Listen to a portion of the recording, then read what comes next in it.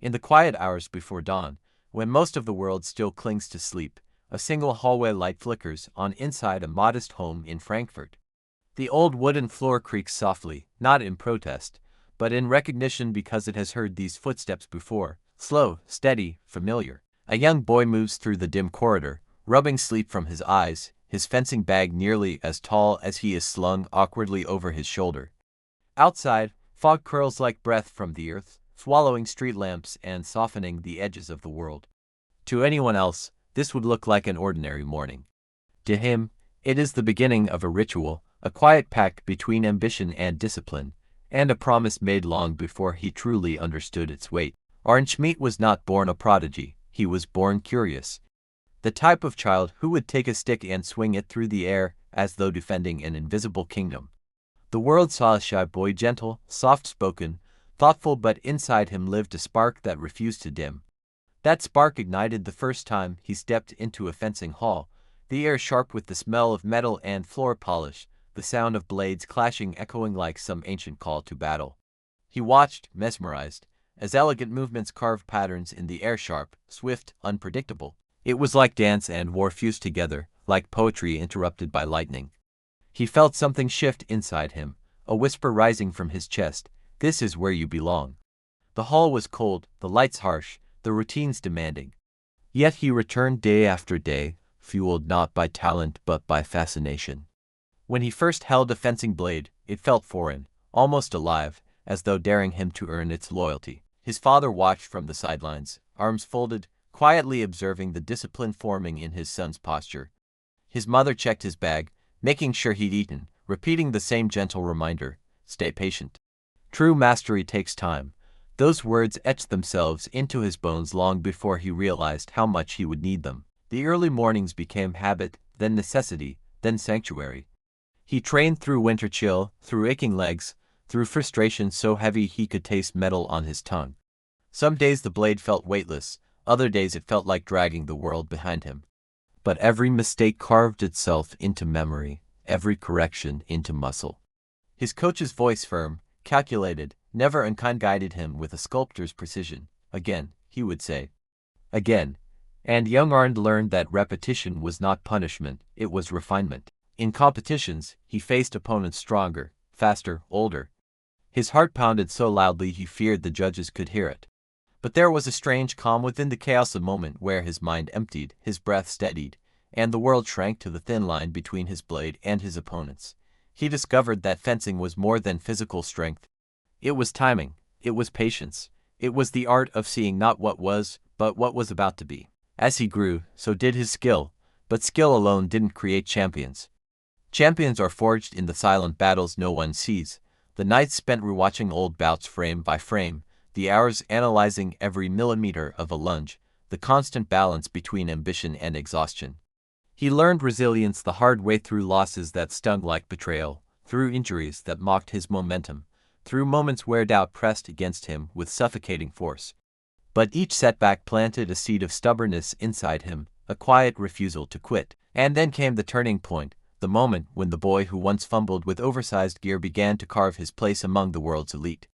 But greatness, he would learn, demands a price paid in sweat, sacrifice, and an unwavering belief that the story of one's life is shaped not by circumstance, but by choice. This is the story of Arnd Schmitt, an athlete who fought not only opponents, but expectations. A fencer who mastered not only the blade, but the art of rising, rebuilding, and redefining what it means to chase perfection. His journey is not simply about medals or victories. It is about endurance, resolve, and the kind of quiet courage that comes from dedicating your life to a craft that demands everything. And now the real journey begins. Arnd's childhood was painted with simplicity, no spotlight, no screaming crowds, no grand declarations of future greatness. His friends spent afternoons kicking footballs or riding bikes down suburban streets, while he found himself drawn back to the fencing hall, captivated by the rhythm of training. He noticed early on how fencing separated itself from other sports. It wasn't brute force, it wasn't chaos. It was control, precision, strategy disguised as elegance. "This sport chooses you," his coach once said. "If you're willing to listen." He listened. As a teenager, his world expanded beyond Germany. He began traveling for competitions, discovering the intensity of international stages. Airports became second homes, hotel rooms temporary sanctuaries. He learned to sleep lightly, to adapt quickly, to stay humble even when victories began stacking like stepping stones. His opponents came from everywhere: France, Italy, Russia, the United States, each one bringing a different rhythm, a different philosophy of combat. Arnd learned something from each of them. A new angle, a new timing, a new patience. With each passing year, he grew into a fencer feared not for aggression but for intelligence. His style was calm, methodical, almost surgical. He didn't rush. He waited, observed, anticipated, and when he struck, it was with the cold precision of a master craftsman. Teammates described his technique as quiet thunder, soft in presence, devastating in execution. But beneath the polished skill lived a young man wrestling with doubts no one saw. The pressure to perform, the weight of expectations, the nagging fear that one bad slip could unravel everything he had built. He spent nights staring at the ceiling, replaying matches in his head. Why didn't I retreat sooner? Why didn't I commit to the attack? Why did I hesitate? Self-doubt became a shadow, but instead of running from it, he studied it, learned from it, used it as fuel. The breakthrough came in the late 1980s, when years of repetition aligned with a newfound mental clarity. He entered the Seoul Olympics not as the favorite, but as a dark horse, talented, disciplined, yes, but overshadowed by louder names and more decorated rivals. He didn't mind. He preferred silence. It gave him room to think. The early rounds tested him. Each opponent pushed him harder than the last. His hand ached, his legs burned, his lungs begged for mercy, but his mind was sharper than ever. He saw openings others didn't. He predicted attacks seconds before they formed. It wasn't magic, it was mastery earned through a lifetime of study. By the semifinals, whispers spread through the venue. Who is this German fencer? Why is he so calm? Why does he make it look effortless? And finally, the gold medal bout arrived. The arena buzzed with anticipation, the air electric, the sound of clashing blades from other pieces fading into a distant hum. He stepped onto the piste, heartbeat steady, mind still. The bout unfolded with breathtaking tension. Each exchange was a chess match, each movement a test of nerve. The crowd gasped, roared, fell silent, surged again, and then one perfect opening. One decisive strike, time slowed, the world narrowed. His blade extended in a clean, elegant motion that seemed almost inevitable. Touch. Point. Victory.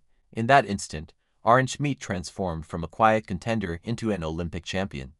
The gold medal hung heavy around his neck, not as a symbol of triumph, but as the physical weight of every sacrifice, every bruise, every moment of doubt. But victory brought new challenges. Fame arrived, unexpected and overwhelming. Interviews, pressures, endless expectations. People assumed success came easily to him, unaware of the storms he weathered in silence. But Arnd remained grounded.